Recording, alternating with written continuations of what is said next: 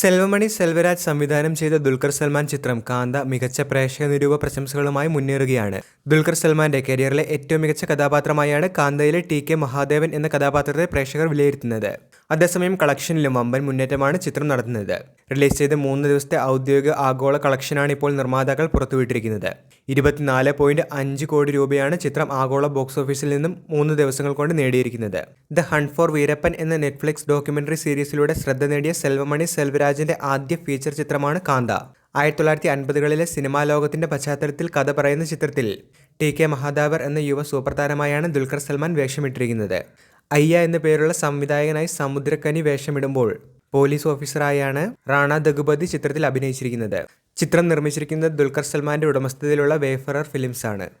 റാണ ദഗുപതിയുടെ ഉടമസ്ഥതയിലുള്ള സ്പിരിറ്റ് മീഡിയയും പ്രൊഡക്ഷനിൽ ദുൽഖറിനൊപ്പം ജോയിൻ ചെയ്തിട്ടുണ്ട്.